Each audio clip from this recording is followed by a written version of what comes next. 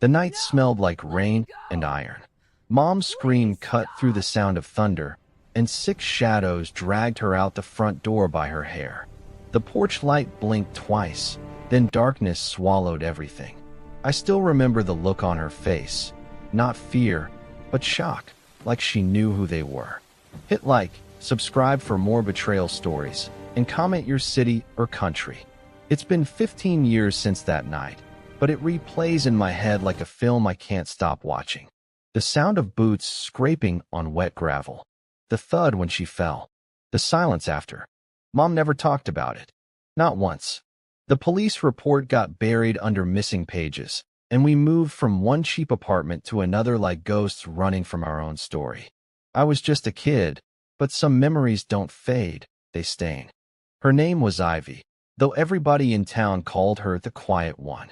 She worked double shifts at a diner, came home smelling like burnt coffee and cigarettes, and smiled through everything.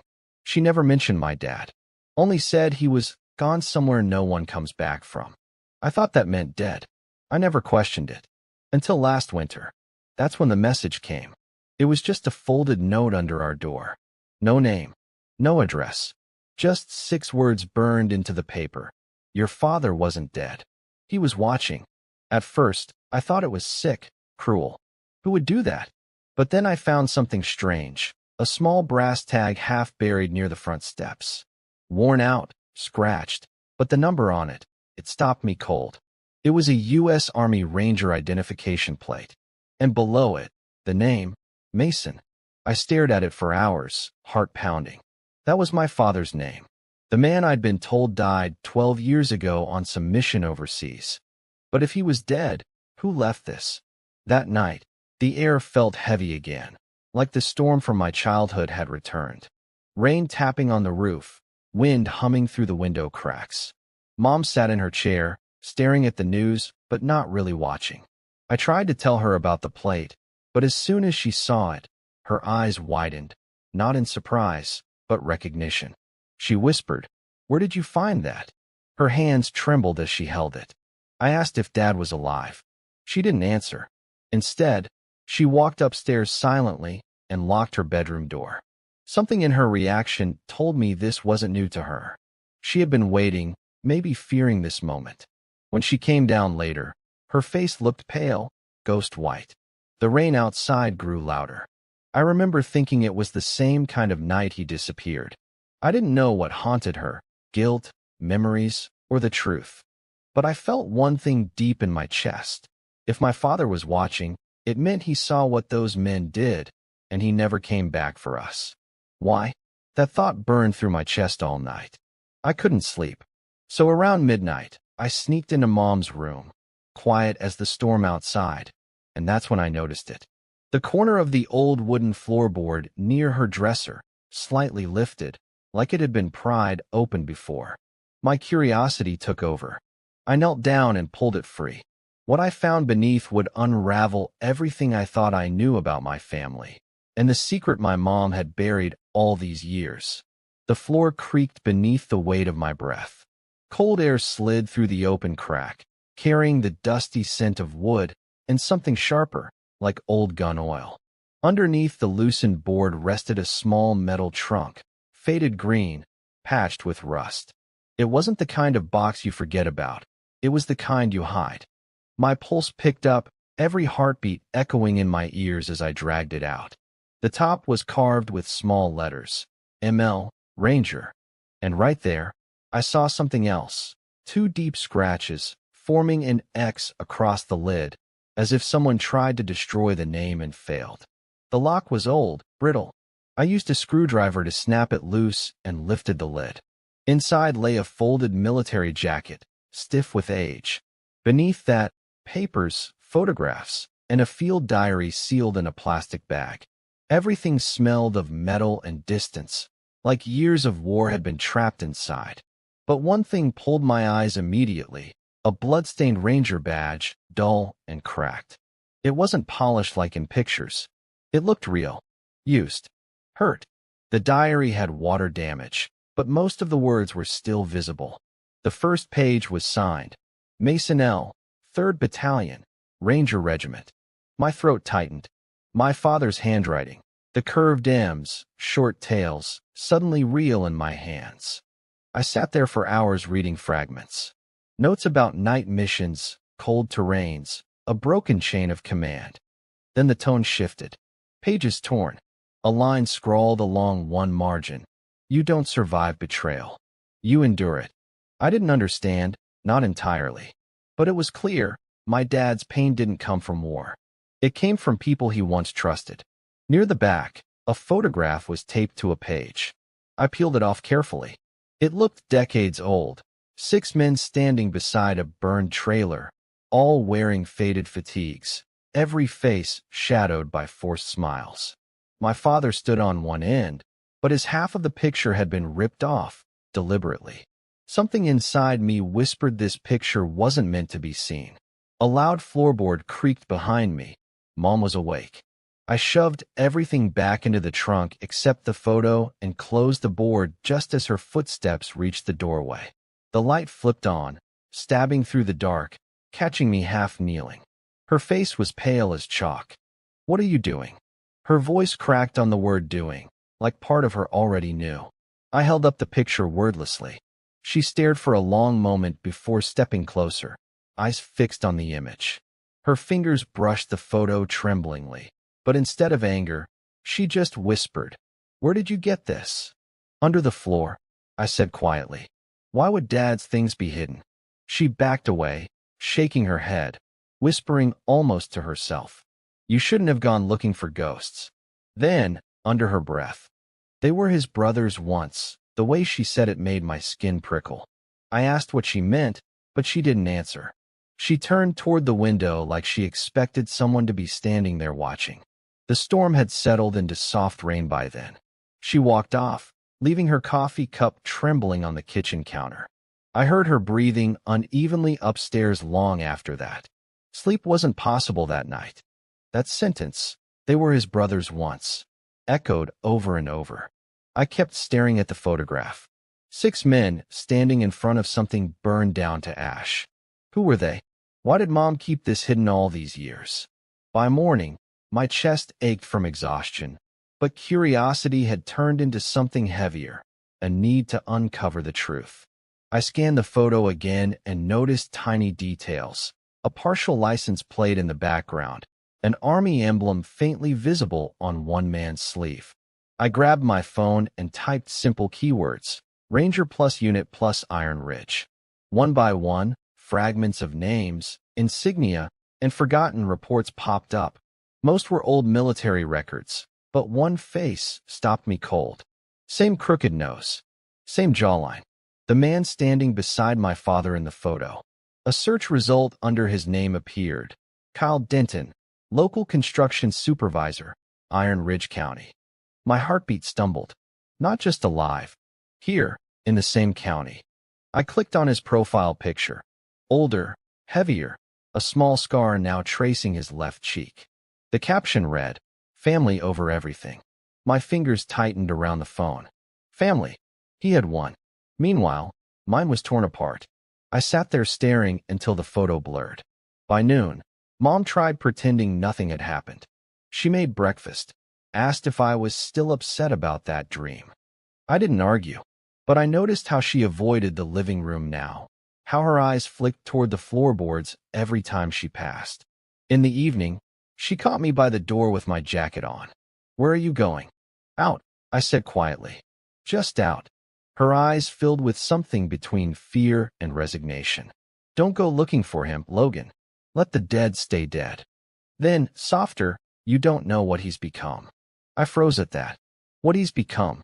She said it like Mason wasn't a man anymore, but a ghost carrying vengeance. She closed the door slowly behind me, but I could still hear her whisper something faint. "He warned me this would happen." Outside, the sky glowed dull and coppery, late autumn fading into winter. I followed the street out toward the edge of town, mind racing back to that photograph burned into my thoughts. All 6 faces blurred together except the one that matched the new name, Kyle Denton. The words from the Ranger diary haunted me. "You don't survive betrayal. You endure it." Was this what my father meant? That betrayal followed, even after death? The town was nearly silent as I walked toward the highway diner where Kyle worked. I didn't plan what I'd do or say. I just needed proof. Needed something real to touch, to replace all these ghosts in my head. When I reached the diner, I saw him through the fogged window, wiping down tables. Older now, but unmistakably the same man. For nearly 15 minutes, I stood across the road watching him. He seemed ordinary, civil, carefree. But every time he smiled at a customer, something in me twisted. It didn't look right. How could a man who helped drag my mother by her hair live a peaceful life? Laugh? Act human? Then a cold gust shot across the street, and the world flickered like a bad film reel. I stepped closer. That's when I noticed his truck parked outside, same partial license plate I saw in the photograph. That sealed it. He was one of them. My hands shook, but before my anger could boil over, I caught sight of someone else sitting in the back of the diner. A broad figure, half-shadowed, watching Kyle. He didn't eat. He didn't drink. Just stared. And when the man turned slightly, the dim fluorescent light caught his cheek. And there it was, a deep scar running down from temple to jaw, same as in Dad's old army portrait. He was older, thinner, but unmistakable. Mason. I froze on the sidewalk as the world went silent except for the echo of rain. That impossible thought hammered through me. He's alive.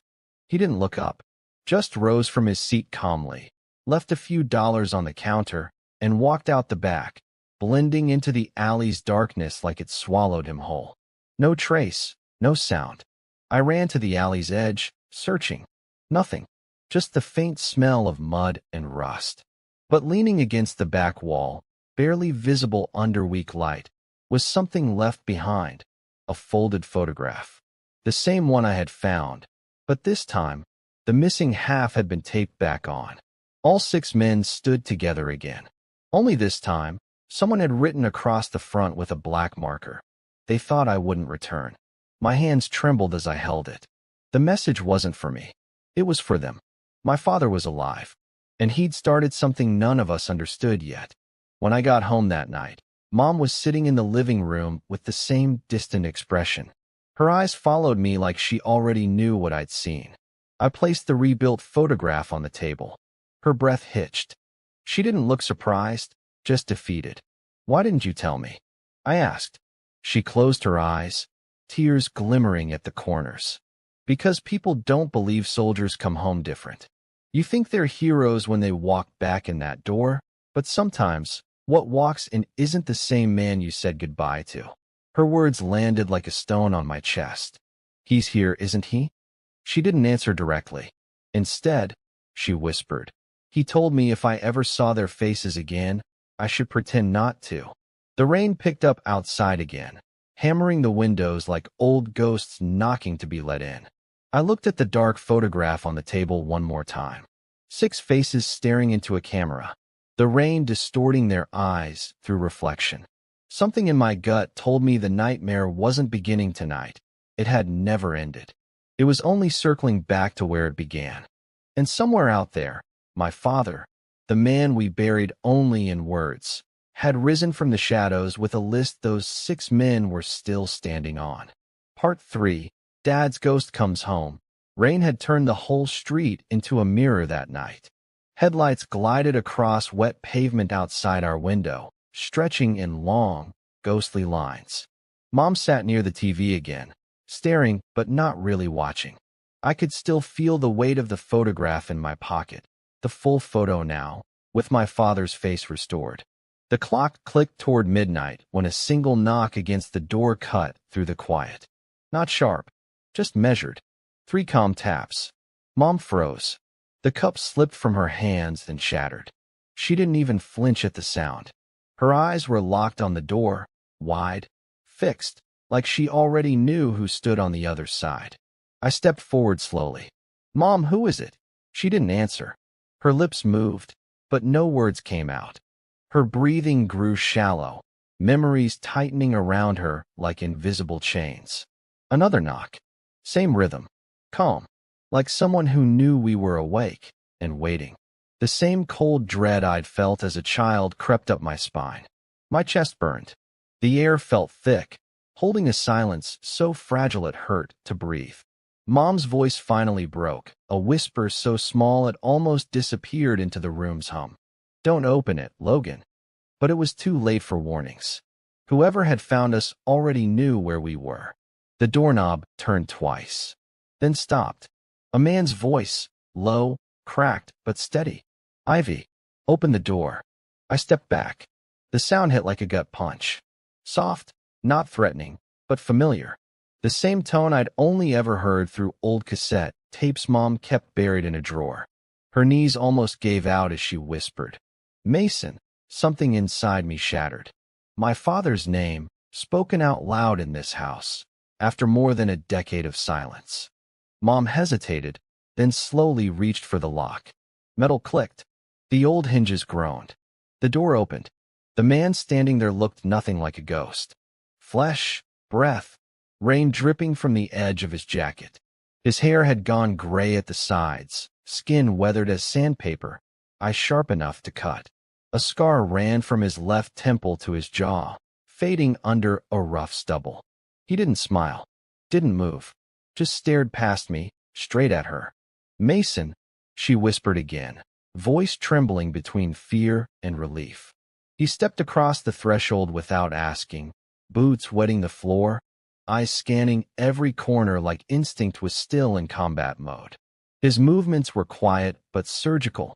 Not a lost man returning home, a soldier assessing a safe house. The silence between them was unbearable. Decades compacted into seconds. Finally, I spoke because someone had to. "You're alive." He turned toward me, eyes landing heavy, assessing, then softening, just for a heartbeat. "You were small," he said. Voice rough, smoke-laced. "Didn't think you'd remember me." "I remember everything," I said quietly. He nodded once, exhaling like a man who'd carried a secret too long. Then he reached into his coat and pulled out something wrapped in a plastic sheet, a torn piece of a photograph. My stomach dropped. It was the same one I'd found hours ago. He placed it gently on the table beside Mom's trembling hands. "It's time," he said. She looked terrified. "No, we don't need to live through that again." His jaw tightened. "They dragged you by your hair and made my son watch. You really think they ever stopped?"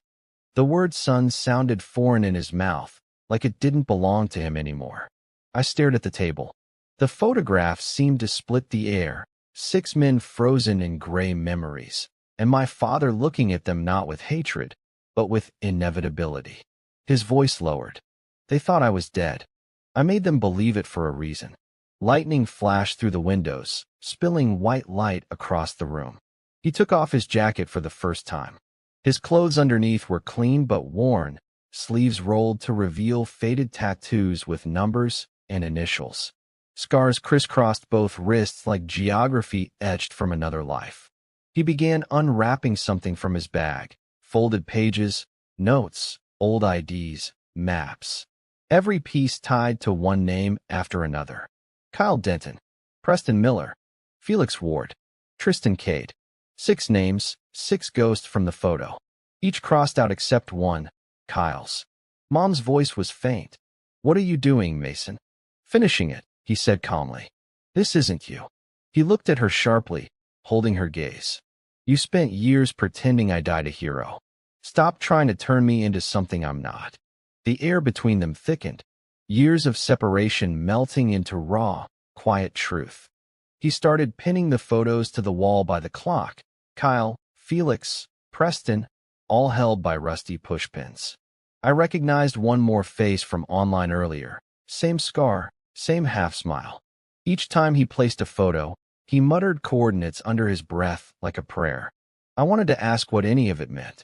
But watching him move, precise, haunted, unshakable, told me one thing. He hadn't come home to make peace. He came home to end something. He turned back once the wall was covered. "You said you wanted answers," he told me. "You'll get them." Mom started crying quietly, her tears falling onto the floor. She murmured something about letting the past die, but Mason ignored it. He reached into his jacket again, took out a tiny metal stopwatch, and pressed the button. Ticks filled the silence. "This is all I needed," he whispered, the faintest ghost of a smile forming across his lips.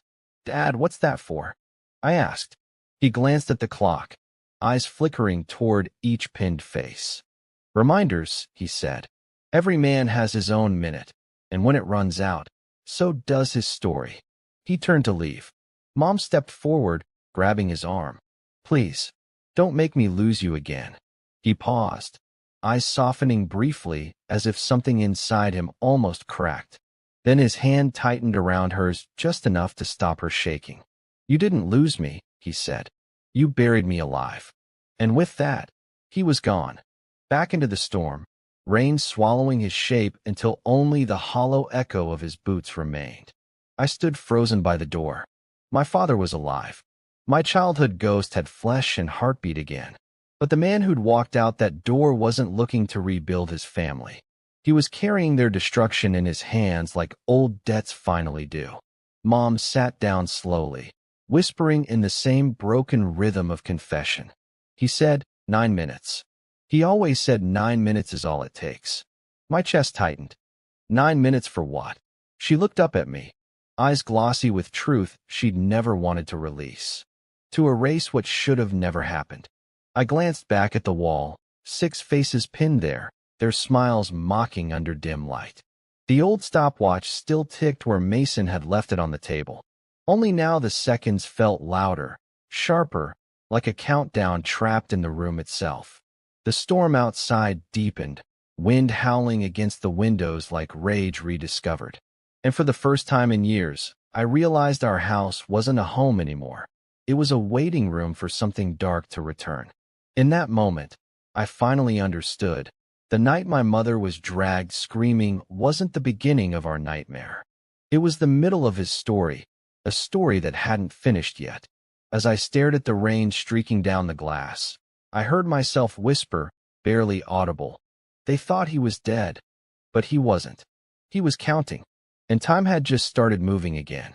The day after my father returned, sunrise felt wrong, too sharp, like the light didn't belong here anymore. The house smelled of wet wood and silence. Mom didn't speak. Neither did I. We just moved around each other quietly, avoiding the wall covered in men's faces. Each photo pinned there like a wound that refused to heal. By noon, his muddy footprints had already faded from the porch. But he left things behind, questions that breathed. The stopwatch still ticked faintly on the table, steady and cold. Every few seconds, it clicked soft reminders that he was out there somewhere, dragging his ghosts into the daylight. Mom sat at the kitchen counter, staring out the window.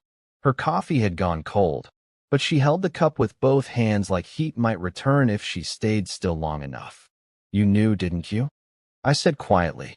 "You always knew he was alive." She flinched, then nodded. No excuses, no story. Just that small nod that carried 1,000 sleepless nights. "When he disappeared," she whispered, "the army sent me a folded flag and a letter. But I never got his body. I should have known that wasn't an accident." She took a slow breath, voice trembling. "They told me he died a hero. But a week later, someone dropped a photo in my mailbox, the same one you found.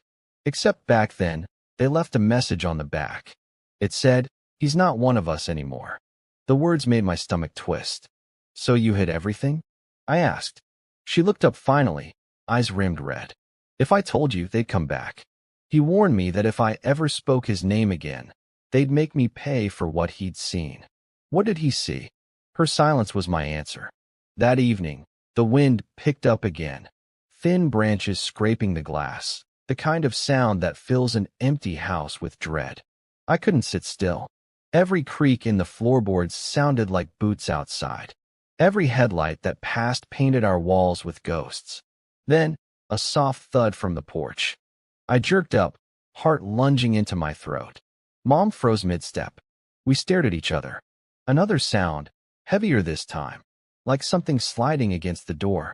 When I slowly opened it, the air smelled like rain mixed with oil.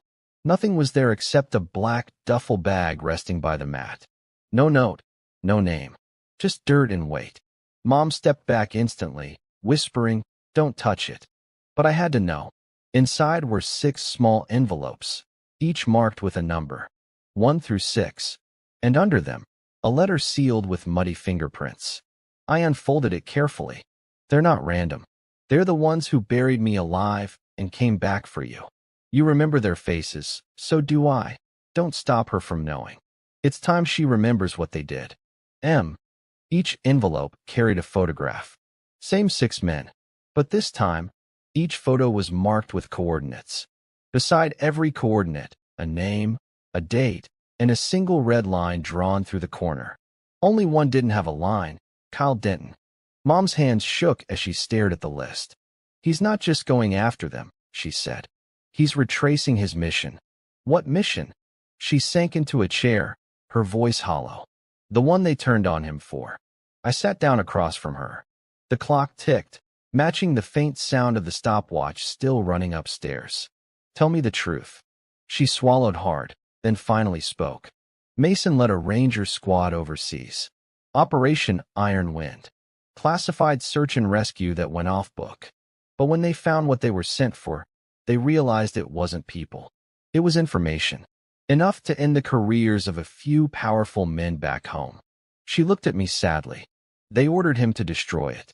Instead, he tried to smuggle it out. His own squad turned on him before it could reach the base.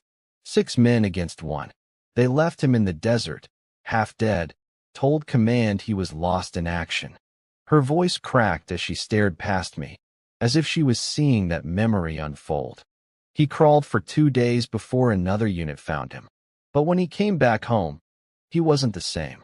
He promised me he'd keep quiet, raise you, pretend it never happened. But the guilt ate at him." She paused. "The night they came, those 6 men, they didn't want to hurt me. They wanted what Mason had hidden." "What was it?" She shook her head slowly. "I never asked. I didn't need to. When they dragged me outside, one of them whispered something into my ear. He said, 'You're lucky your husband's already dead. The rest of us won't be.'" The rain outside turned to a steady roar. The room felt smaller, the air heavier. I could feel an invisible clock winding down inside this house. Mom's words barely left her mouth. "You told me he's back." I nodded. "Then he'll finish it this time," she said. "He won't stop until every one of them feels what he felt." She walked to the wall, staring at the pinned photos again. "He was gone 13 years. 13 years changes a man. He doesn't know forgiveness anymore." A car engine rumbled outside. I glanced through the curtain, headlights slowing at the end of our driveway, idling in the rain. Mom's hand gripped my wrist, eyes wide. "Don't move." The car door opened. A figure stepped out, hood up, moving through the rain toward the porch light. The knock came fast, steady, determined. I reached for the door quietly, peeking through the crack. It wasn't my father. It was another man, rough face, soaked jacket, clutching a small envelope. He looked nervous, glancing back toward the road twice. "Ma'am," he said once the door opened a little more. "He told me to give you this. Said you'd understand." Then he turned, climbed back into his car, and drove off without another word. Mom unfolded the envelope slowly. Inside was one photograph: Kyle Denton, kneeling in front of something that looked like a memorial wall. Behind him, a timestamp printed in the corner, 009. Her breath hitched as she stared at it, whispering, 9 minutes. I looked closer. The man's face was swollen, eyes closed, lips stretched in regret or fear. A single line written across the image in black marker: "Forgive if you can." "What is this?" I asked. She didn't answer. She walked to the window, pressing the photo against the glass. "He found one of them," she murmured. "He's starting with the worst." Her shoulders trembled with some mix of relief and dread. Half grief, half justice. Behind her, thunder cracked again, a flash lighting up the wall of photos. For the first time since Dad's return, I noticed there were faint, wet streaks beneath each pinned face, rainwater stains dripping down like thin tears. I hadn't seen him come inside again, but the evidence said otherwise. He'd been here.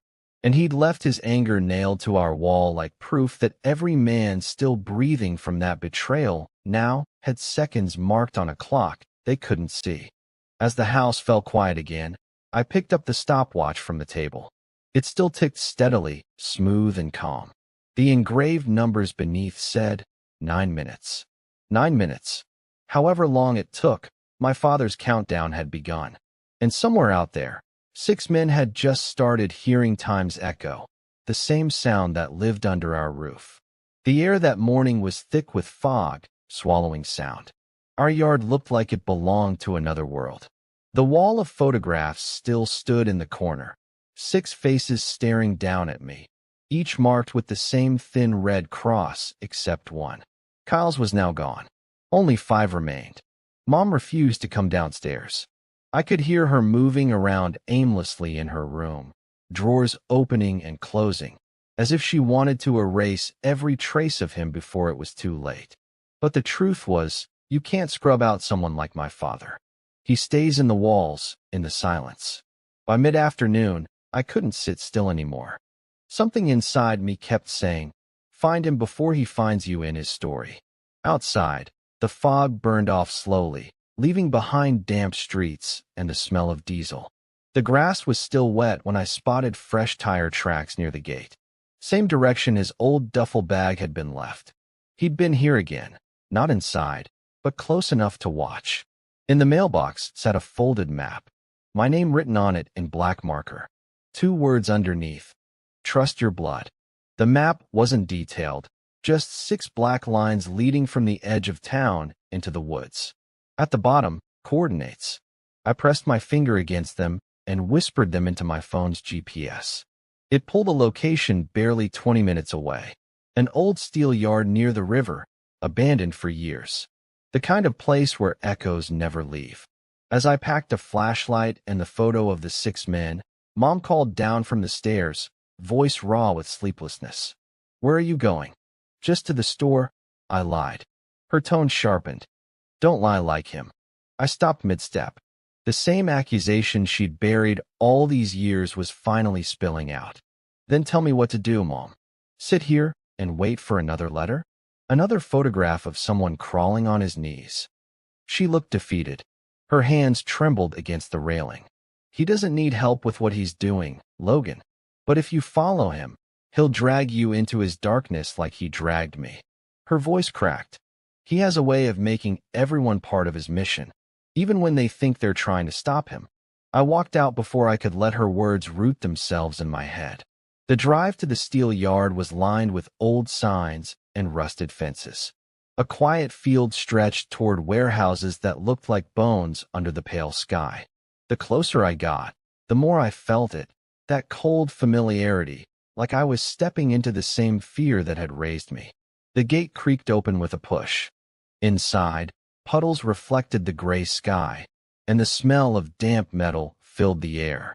He was there, standing beside an old pickup, jacket zipped, eyes scanning the ground. Barely recognizable under layers of exhaustion, but the same sharp precision in his movements. He didn't seem surprised to see me. You shouldn't be here, he said without turning. I had to see where you go when you disappear. His shoulders rose and fell like he'd already rehearsed this moment in his head. You think this is disappearing? He stepped closer to a burnt-out structure, brushing his palm on the corroded steel. This is remembering. I noticed spray paint marks along the concrete, faint outlines of names. Not vandalism. Coordinates. These places, he said slowly, were parts of our old routes. We called it the ladder. Each stop meant another mission, another line of trust. And the day they buried me, they used my own ladder to climb out. He crouched, pulling a dirt-stained folder from a crate. Inside, torn maps, Polaroids, army memos. One name at the top of each, Tristan Cade, Felix Ward, Oliver King, Grant Wilcox. Every one of them had dates scribbled underneath, timelines of what he called the crawl.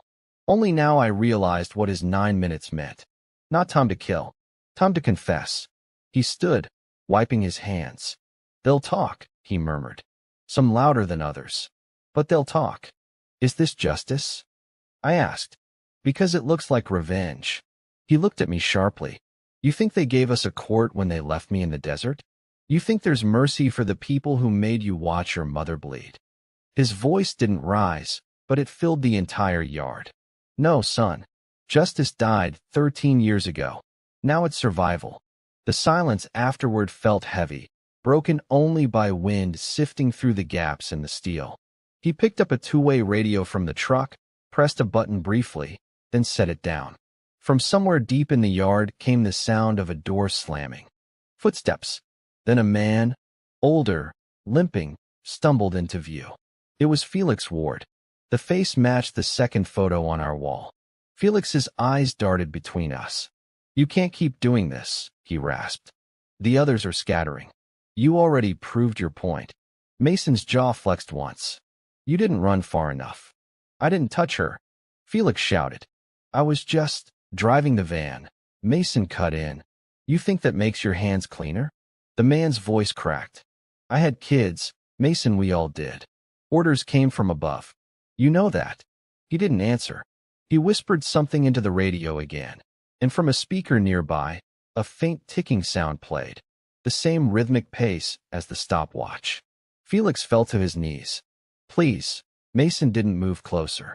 He just looked at the stopwatch in his hand, watching the seconds tick past. Then, calmly, he dropped it on the ground in front of him. Time's already up, he said quietly. Stand up and finish your crawl. Felix hesitated, shaking. Then, broken, palms scraping through mud and metal shards, he moved, slowly, across the ground, toward the exit gate. 9 minutes later, he was gone, sobbing into the distance. Mason's face didn't change. He turned off the radio, tucked the stopwatch back into his pocket, and looked at me. You think I hate them? I don't. I just need them to feel what silence smells like. He walked past me toward his truck. Go home, Logan. Your fight isn't mine. But I couldn't move. Something in me had cracked open. Watching Felix crawl away under that colorless sky felt less like revenge and more like a ritual eating itself alive. Dad, I said quietly as he climbed into the truck, you came back for Mom, didn't you? He froze halfway through closing the door, then looked back, eyes dark. No, I came back because she broke the promise. What promise? His gaze fell briefly before hardening again. The one where we agreed to bury what we saw. She never did. The engine turned over, headlights slicing through the mist. The smell of fuel clung to the air as he drove off, leaving only silence and rain in his wake. I stood there watching the tire marks fade beneath the drizzle. Somewhere in the distance, the faint sound of sirens began to echo, not close yet, but close enough to remind me that everything he did would soon catch up to both of us. When I finally got home, Mom was waiting by the window. Her face told me she already knew. Was he there? She asked softly. Yes. Her chin trembled. Did he hurt anyone? I hesitated. He made one crawl. Her eyes filled with tears, not from fear, but from knowing it wasn't over. It's never just one, she whispered. Once he starts, they fall like dominoes. I handed her the envelope he'd left on his truck's seat, marked simply with our last name. Inside was a single folded note. Trust your blood. Stay out of my countdown. Mom stared at it for a long time before turning the paper over. On the back, another coordinate was written in faint red ink. New location. New target. The sound of rain filled the silence again as she whispered, He's not chasing them anymore. He's chasing closure. And I couldn't help but think, closure for who? For him, or for us? By dawn, the rain had stopped, but the quiet left behind felt heavier than thunder.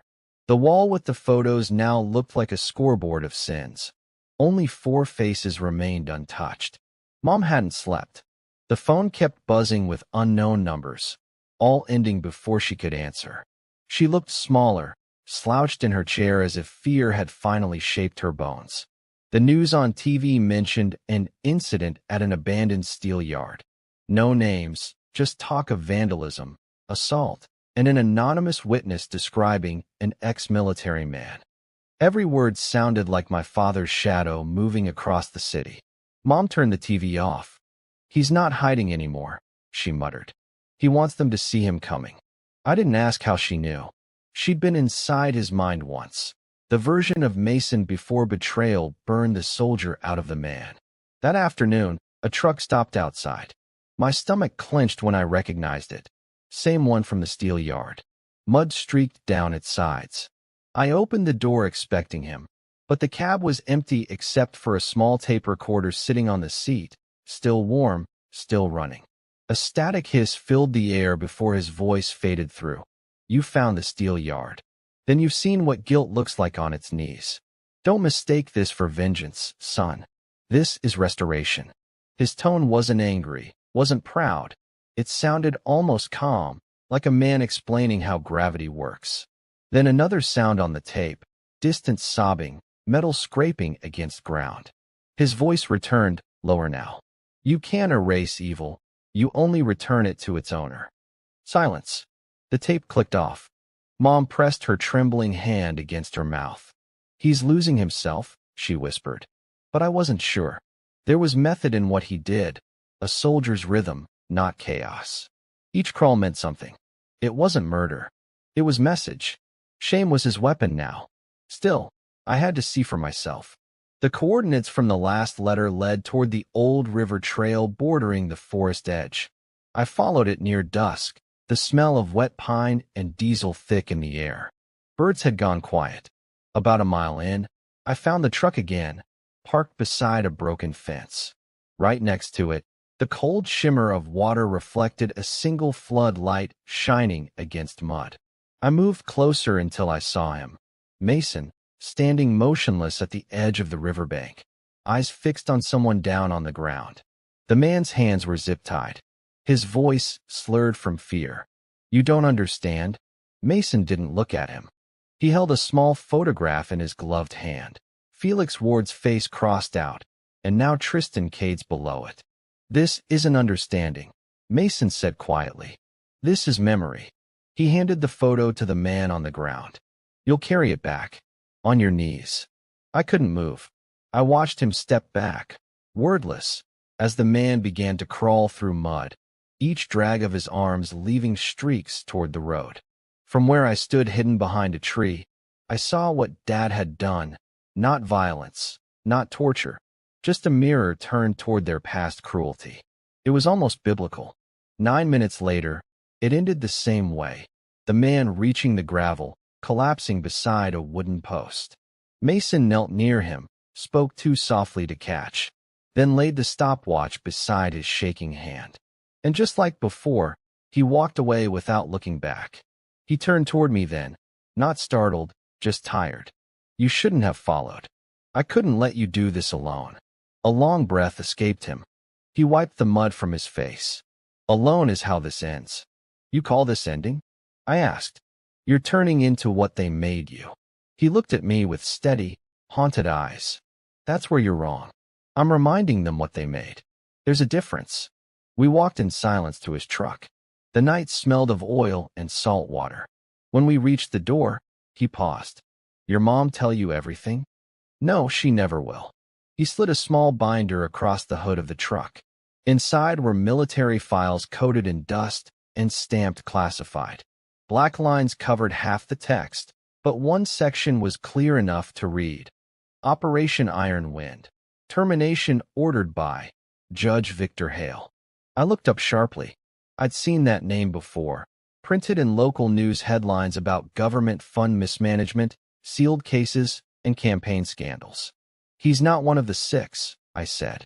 No, Mason replied. He's worse. He's the reason they turned. What are you going to do? He shut the binder. Remind him that not all soldiers stay buried. He climbed into the truck, but before driving off, he handed me one more photograph through the window, the next face on his wall. Keep it, he said, so you know who your father really was before the dirt covered him. The headlights cut through the darkness, leaving the smell of exhaust lingering long after he disappeared again. When I got home, the lights were still on. Mom sat in silence, a folded paper in her hand. Her eyes flicked up, wet but empty. He came here before you, she said softly. I froze. What did he want? He didn't speak. Just left this. She passed me the crumpled note. It was short. Next one won't crawl for me. He'll crawl for her. I frowned. For who? She looked down. A woman named Violet. She was the only one who tried to help him back then. They silenced her too. It made sense now. He wasn't just avenging what happened to us. He was unearthing everyone who'd been buried under the same truth. Mom whispered, he's turning this into a war. Outside, thunder rolled again across the horizon, followed by the sharp crack of lightning. The night flickered once, and through the brief light, I saw a figure standing beyond the window, motionless, coat soaked. Dad. He didn't knock this time. Didn't move. Only raised 2 fingers slowly, in a gesture I remembered from old photos. The ranger's silent signal for mission complete. Then he vanished into the dark again. I turned toward Mom. She was trembling. What did he mean? The next will crawl for her. She just whispered. He's going to make one of them confess what they did to Violet. He's bringing her back from the grave through shame. Is that justice? I said quietly. She shook her head, tears spilling. No, that's only the first crawl, the one that teaches the world to watch. I didn't sleep that night. Neither did she. Because now, both of us understood something that chilled deeper than revenge. None of this was spontaneous. Every step, every crawl, every clock ticking down from 9 was a soldier's strategy. And war was exactly what he planned to finish. The town stopped feeling like home after that night. Every corner had eyes. Every silence hummed with Mason's ghost. By morning, local news ran with headlines. Second suspect publicly humiliated in military confrontation. No arrest. No murder. Just rumors of some vigilante soldier forcing confessions through shame. The footage grainy, shaky, filmed by someone hiding behind a tree, recording one of the men crawling in the dirt yelling apologies to no one visible on screen. Mom didn't leave the house for 2 days. Blinds down, door locked. But hiding didn't keep the past out. At dusk, a car pulled into the driveway. Black sedan, government plate. I tensed, thinking maybe Mason had finally crossed a line. A man stepped out, wearing a dark trench coat, badge flashing quick before he tucked it away. His name tag read, Grant Benson. He introduced himself softly, too calm for someone investigating terror. Just looking for Ivy Hale, he said. Your mother. His tone was gentle, but his eyes had seen this before. The look of people already buried in secrets. Mom came down reluctantly, face pale, posture stiff. He greeted her like they were old acquaintances. Ma'am, we're only gathering information. Nothing formal yet. We just need to confirm. Is Mason Lee your husband? She nodded after a beat. He exhaled through his nose, flipping his notepad closed. Then I'll save us all time. He's been spotted near Iron Ridge twice, both times around the homes of men tied to Operation Iron Wind. You know that name, don't you? Her grip on the banister tightened. I know enough to stay out of it. Grant gave a faint smile, almost pity. I wish your husband believed the same. Whatever he's doing, he's not just rewriting his past. He's exposing others too high to fall quietly. Mom whispered, Judge Victor Hale. Grant's smile vanished. That name doesn't leave this house. He's protected. Something inside me twisted at that. The judge's name again, echoing like a shadow behind every photograph Dad had marked. Grant looked at both of us with careful precision. If Mason's trying to pull the truth out, you need to understand, it won't end with those men. It never does. He left his card on the table. Call me before anyone else dies crawling up your street. After he left, Mom wandered to the wall again. Now only 3 faces remained. She stared at them like ghosts looming in daylight. He's cutting through the rot one name at a time, she murmured. Grant's right. It won't end with them. The following night, I got a signal, 3 short beeps, on my phone, from a blocked number. Then coordinates. My throat went dry. They led straight to the train yard outside town. The same method. Same time pattern.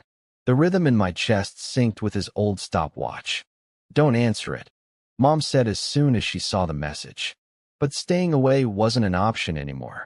By the time I reached the train yard, Lights from distant towers pulsed through the fog.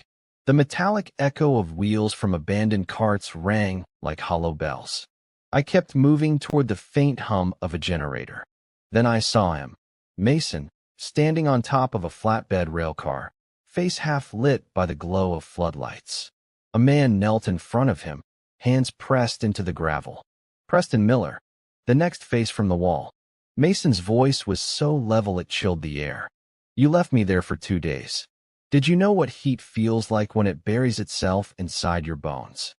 Preston sobbed quietly, shaking. Please, Mason. I had orders. I didn't. Orders?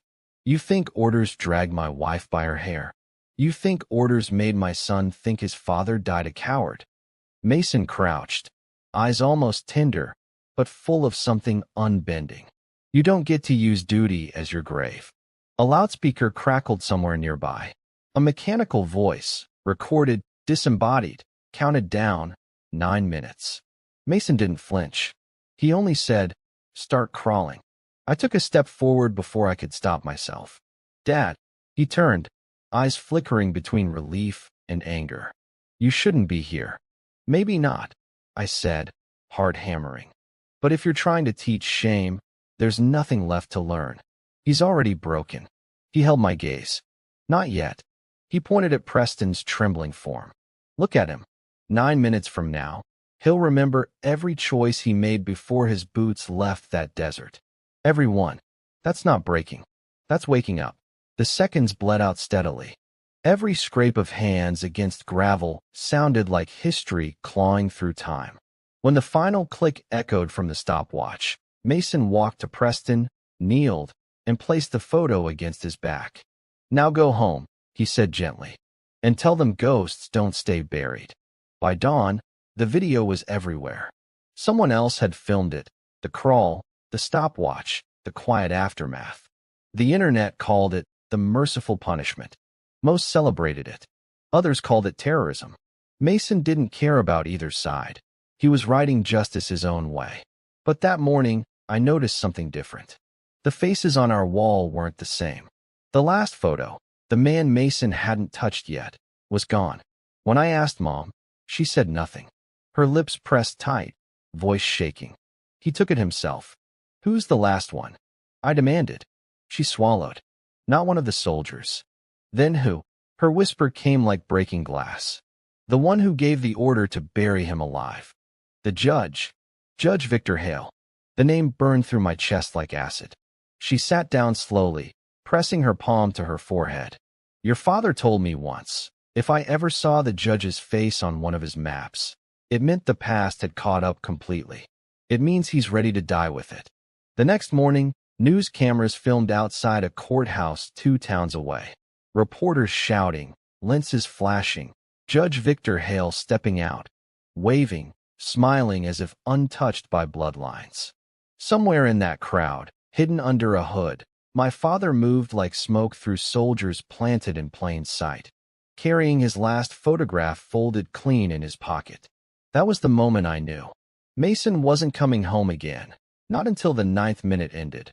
Not until his crawl reached the final door. And without realizing it, I'd already begun tracking him, step by step. His son following his ghost into war. The courthouse incident hit the news before sunrise. 2 guards suspended.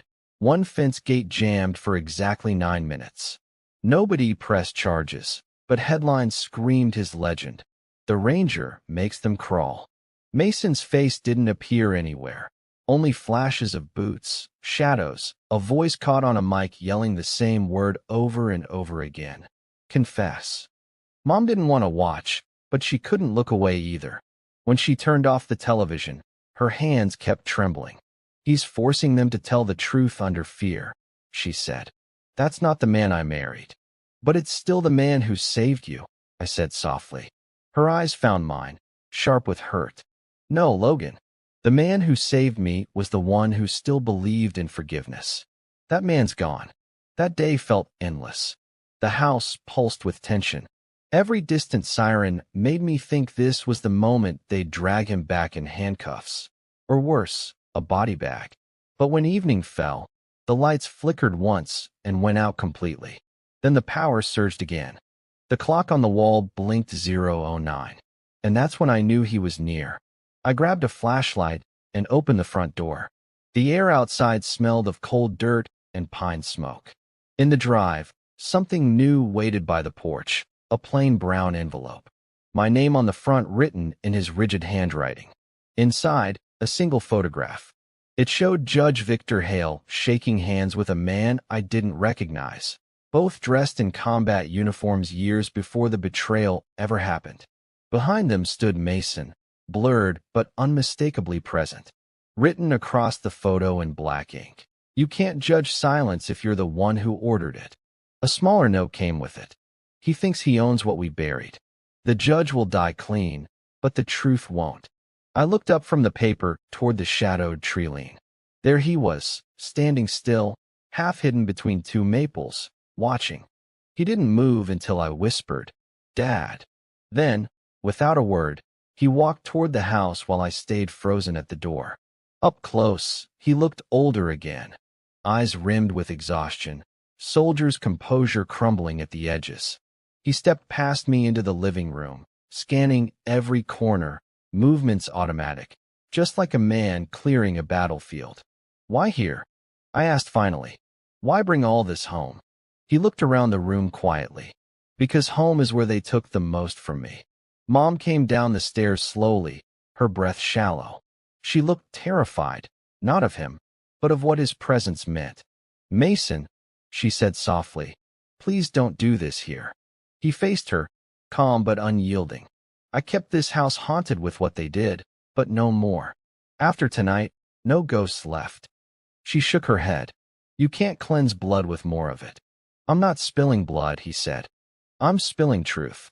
He took a folded folder from inside his jacket and laid it on the table between them. "You wanted answers. Here they are."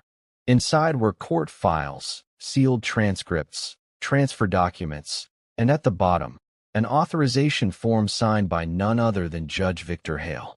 Mom read the first line aloud, voice trembling. "Authorization for troop disbandment under exceptional deception protocol." She stopped mid-sentence, eyes wide. Her mouth fell open. These were fake discharges. He never meant to rescue anyone. He meant to erase you. Mason nodded slowly. "They left us in that desert to die because we knew what he did. And when I crawled out, the judge made sure to bury the survivors in paperwork." He looked at me then. "That's who's on my list now. The architect behind it all." Mom collapsed back into the chair, whispering, "You're going after Hale alone?" "No," he said, turning toward me. "We are." Her voice broke into a desperate cry. "You can't drag him into this, Mason. He's not your soldier." He stared at me, unblinking. "He's my son." The silence after that cracked something old and buried between them. The years, the fear, the lies. I could feel it. Her love for him still flickered under the ashes of rage. I finally said, "Then tell me what to do." He pointed at the folder. "Read. Learn. When the time comes, speak. The truth needs someone younger than me to carry it." He left again before dawn, leaving the folder behind. I went through every page until my eyes blurred. Operation Iron Wind, blacked out names, lines redacted by government censors. But one unmarked note stood out. A memo addressed directly to the presiding judge. Mission detail erased as agreed. Civilian witness neutralized. Wife relocated under false identity program. I read it twice before it sank in. Wife relocated. That wasn't standard cover-up language. That was code. It meant my mother had been moved into a new life after the mission ended, under government protection. She wasn't just an innocent bystander. She'd been part of the silence. The realization hit like a crack through glass. I went upstairs where she stood by the window, staring at fog creeping through the yard. "You were part of it," I said quietly. "Weren't you?" Her shoulders slumped. "I didn't know everything. I just signed what they told me to." Hale came to me after Mason's death notice. He promised protection. For you, for me. I thought it was mercy. "He used you," I said. Her tears broke free. "And I used that lie to survive." Downstairs, a noise, soft, hollow, made both of us freeze. The front door was open again. Light flickered from the hallway. I crept forward, heart hammering, and saw what Mason had left on the floor. The judge's file, photograph, and beneath it, a single new stopwatch. Still running. Set at 9 minutes. Mom knelt beside it, whispering through clenched teeth. He's doing it tonight. He's going to the courthouse tomorrow morning. He'll confront the judge before they can silence him again. I looked out the window into the fog. It felt alive now, breathing, pulsing with all that unresolved justice moving toward one inevitable end. Somewhere out there, my father's steady footsteps were counting the same rhythm as the ticking clock left at our door. 9 minutes. That's all the justice he ever allowed himself. And this time, the march wasn't leading to another crawl in the dirt. It was heading straight toward the courthouse steps, where ghosts and men were about to finally face each other under the same light. The courthouse sat like a monument built on old skeletons, white marble, glass doors, security cameras blinking red. The morning haze had barely lifted when I got there. Crowds gathered along the sidewalks, reporters, officers, curious spectators whispering the same name under their breath, the Ranger. They were waiting for a ghost to show up where ghosts weren't meant to exist. Inside, Judge Victor Hale prepared for another public appearance, calm, powdered, camera ready. He smiled politely at journalists who didn't know that Smile had already signed death warrants decades ago. I stayed across the street tucked in a cafe window, phone open with a message I'd woken to at 4:03 a.m. Stay out of the courthouse until you hear the sirens. Then walk in. You'll understand. No name, no signature, just the pattern of someone who'd lived his life through silent orders. When the sirens finally cracked the morning stillness, rising from blocks away, I knew the signal had come. I crossed the street, my pulse counting in sync with distant alarms. People stepped back as I pushed through the courthouse doors. Inside, everything felt too bright, like the building was pretending to be innocent. Officers rushed toward the back hallway, radios crackling. Then I heard it, a voice echoing faint but firm down the marble corridor. "Do you remember Iron Wind, Your Honor?" Hill's reply came shaky, strained. "Who are you? You have no authority here." I followed the sound, heart scraping against my ribs, until I reached the courtroom chamber where it all unfolded. Mason stood at the defense table, still and unarmed. His presence filled the room even without volume. Rain-soaked clothes, face hollow with exhaustion, eyes steady on his target. Across from him, the judge trembled behind a half-circle of uniformed guards. Mason raised his hand slowly, no weapon in sight. He wasn't here to kill. He was here to speak. 13 years, he said evenly. 13 years since you ordered 6 of your own to bury me in a hole. 13 years since you told them my silence would protect this country. The judge swallowed, voice faltering. You think anyone will believe this? A discharged ranger, unstable, desert trauma. Don't you dare say trauma like it's weakness. Mason interrupted. You made loyalty a death sentence. You created men who thought honor was something you buy. I slipped through the door quietly. The air pulsed with tension. Hale reached for composure. You're making a mistake. There are consequences for. Mason slammed his hand on the desk. Consequences? His voice cracked. You want to talk about consequences? Try clawing your way out of your own grave because your commander decided you were disposable. He took a step forward, every inch of motion deliberate. The guards didn't move. They were listening now. You made them believe I stole classified intel, Mason continued. But I took nothing. You forged those logs to hide your war crimes in Iron Wind. Hale's mask faltered for a moment, his voice turning sharp. You can't prove that. I don't have to, Mason said, pulling out a small USB drive and placing it on the desk. They can. That's when I saw them. The reporters outside the door, holding up their phones. The microphone's already on. He'd planned this perfectly. Every word, every second, broadcasted live. Hill's composure cracked. You set me up.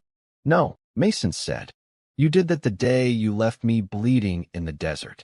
The judge stood up, rage flaring through politeness. You disobeyed direct command. You sold your unit for oil contracts. Mason snapped, his voice loud enough to shake the room. And when your men realized what you did, you silenced them one by one. Silence followed, thick, suffocating. Then Mason whispered, "Tell them what you told the others before you sent them home to die." Hale kept his mouth shut. So Mason triggered the small recorder clipped to his pocket. Hale's own voice filled the courtroom, older but undeniably his, pulled from the files I'd seen the night before. "Leave him. We'll call it a training failure. A man like Mason Lee is a liability. No soldier survives betrayal." The judge's face drained color. Mason let it play, eyes unblinking. "That's your justice system on tape. The rot wearing a robe." By now, the sirens outside had stopped. The crowd beyond the glass doors pressed closer, phones lifted, cameras rolling. Hale's empire collapsing not by bullets, but by truth. Mason turned toward me finally, his son, standing among witnesses.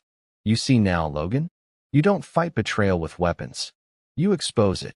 He looked back at the judge. "You took my years, but today you crawl." Hale's face contorted. He tried to push through the guards, but they didn't move for him. The power had shifted. He stumbled, tried to reclaim dignity, but the floor of his empire was already gone. Then, for the first time, the great judge, the man who'd condemned dozens with a wave of his hand, slowly lowered himself onto his knees. The crowd gasped. Cameras clicked. No one touched him. No violence. Just shame made physical. His voice trembled. "You think this fixes anything?" Mason leaned close. "No, but it frees us." He turned to me one last time, nodding slightly before walking toward the door. The guards didn't stop him. They couldn't. He wasn't escaping. He was finished. But before he could leave the building, a single shot cracked through the chamber. Hale's last desperate act. The sound ripped the air apart. Mason staggered once, a bloom of red spreading across his shoulder. He didn't fall.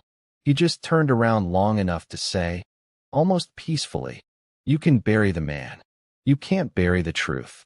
Officers swarmed in seconds, tackling Hale, shouting orders, dragging him down. Mason slipped through the chaos and out the side door before anyone realized he was gone. By the time I reached the alley behind the courthouse, rain had started again. Mason sat against the brick wall, breathing heavy, holding his arm. Blood seeped through his sleeve, but his eyes were clear. I knelt beside him, trying to press the wound. "You need a hospital." He shook his head slowly. "No hospitals. No records. It's done." He looked at me through those dim gray eyes. "You saw it, didn't you? The truth, finally on its knees." I couldn't speak. I only nodded. He smiled faintly, whispering, "Then my time's up." When the police lights washed down the alley in blue flashes, he pressed something into my palm. The old stopwatch he'd carried since I was a kid. "Still ticking. Keep it running," he said. Then he pushed himself to his feet and disappeared into the fog just as the officers stormed the street. No one ever found him after that. Inside the courthouse, the judge sat cuffed and pale, the cameras still filming. His words echoed one last time in my head. "You think this fixes anything? Maybe not." But for the first time, the city stopped whispering about revenge. They started whispering about truth. And somewhere out there, in the fog and the rain, a father was finally free enough to let his ghosts rest.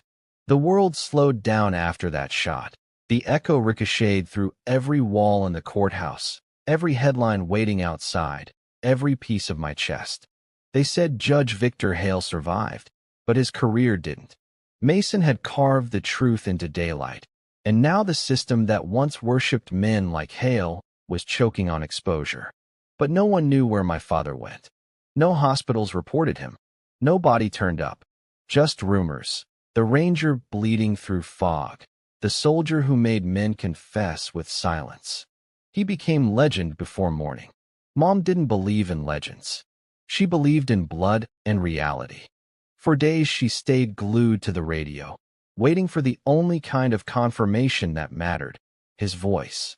But silence grew like mold in our house. By the third night, I couldn't take it. The world wanted to forget him. I couldn't. So I followed the only clue I had left, coordinates scribbled on the back of the stopwatch he'd given me.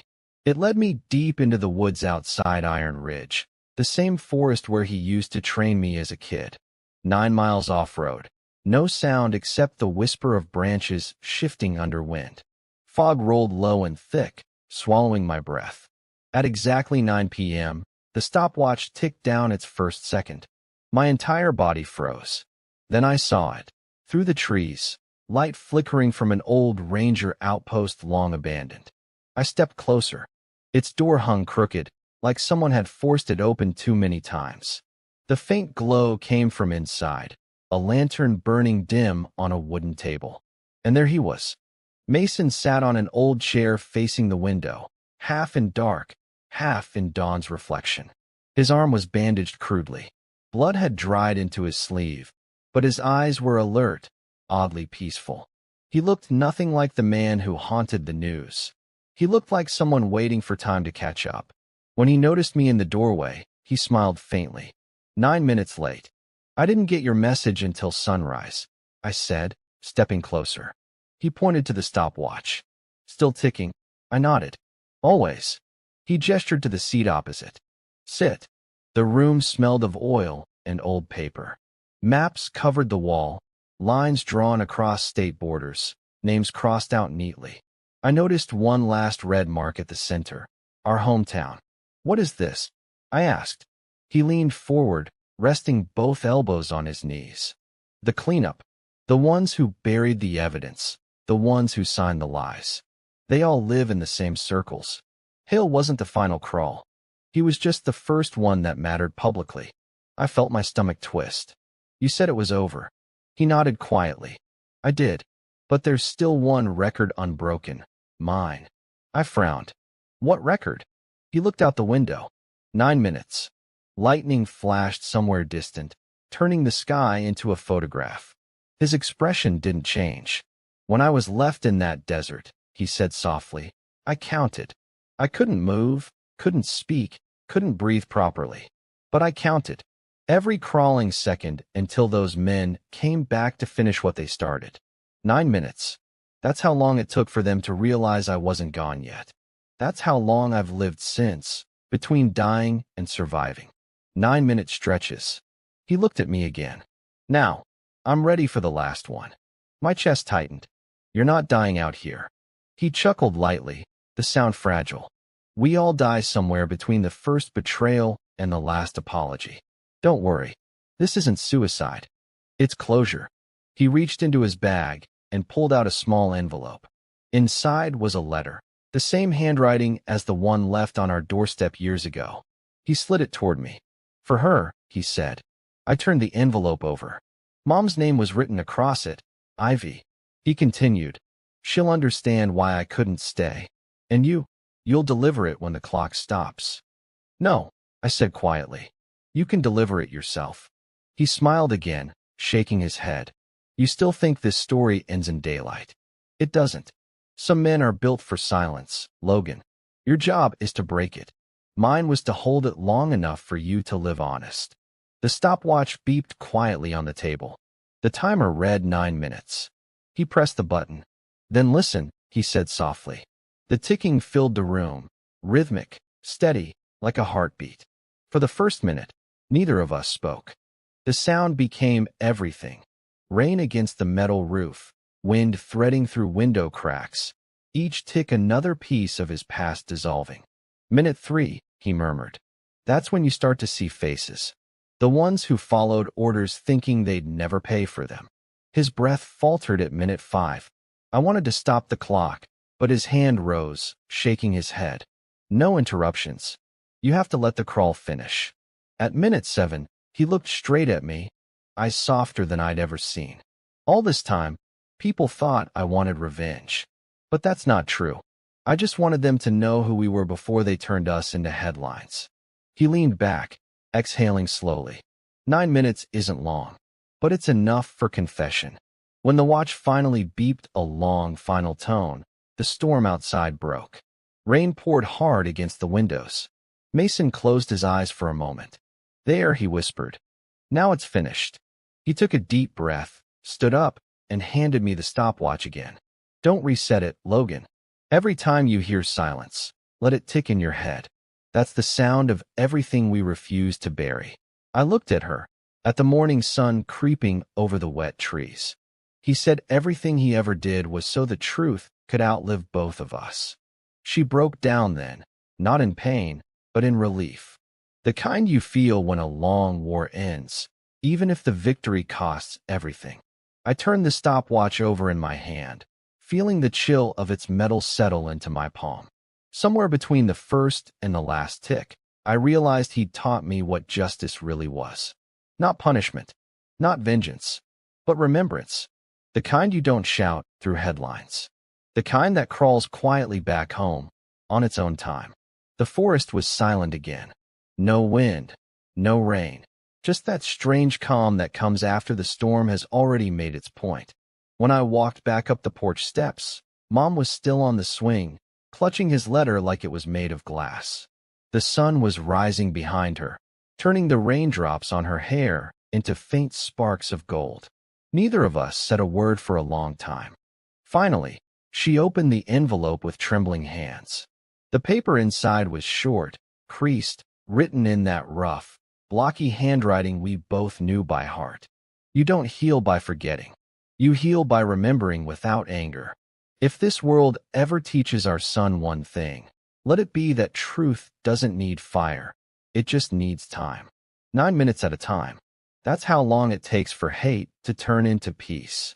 Mason, when she finished, she held the paper to her chest and whispered. He finally came home. I looked out toward the tree line, where the fog had started to lift. It was exactly where I'd last seen him, between two old maples, the same spot where he used to wait when I came home from school. For the first time, that patch of shadow didn't feel haunted. It felt empty in a good way, like he'd left the ghosts and taken the anger with him. Weeks passed. The judge resigned. A public investigation opened. Every secret file about Operation Iron Wind spilled across newsrooms. For once, the truth didn't crawl, it ran. But I couldn't bring myself to talk about Mason publicly. He belonged to us, to those quiet nights, to the broken clock that still sat by the window, frozen at exactly 9 minutes. That was his peace marker, his proof that some wars aren't fought with bullets, but with endurance. Mom started volunteering at a local clinic. She said helping others was her way of finishing what he started without the blood. I stayed behind the camera, turning his story into words I could handle. Just narration, just sound, so people could hear what silence feels like when it finally breaks. Sometimes I replay his last words in my head. You can't bury the truth. And every time I do, I realize he wasn't just talking about himself. He was talking about all of us. Because sooner or later, whether we deserve it or not, truth crawls its way back home. It might take 9 minutes or 9 years, but it always finds what it's looking for. So when people ask what happened to the ranger who made guilty men crawl, I tell them one thing. He didn't disappear. He just became the silence that keeps the rest of us honest. Brief pause in voiceover, softer tone. And maybe tonight, if you stand outside near the woods and the wind shifts just right, you might hear the faint tick of a stopwatch hiding somewhere in the dark, counting down the seconds between forgiveness and memory. That's where he lives now, in the sound of unfinished time. Now tell me something. When you heard this story, did it make you think of someone you once wished could get their justice too? Tell me in the comments where you're watching from and what kind of stories you love to see next. Heartbreak, betrayal, or quiet revenge. Because the next one will be another thriller that hits straight through the heart. And hey, if this story stayed with you for even a moment, go ahead and hit that like button, subscribe, and share it with someone who believes that truth always finds its way home. Until the next story, take care of yourself and your truth. It always knows how to crawl back.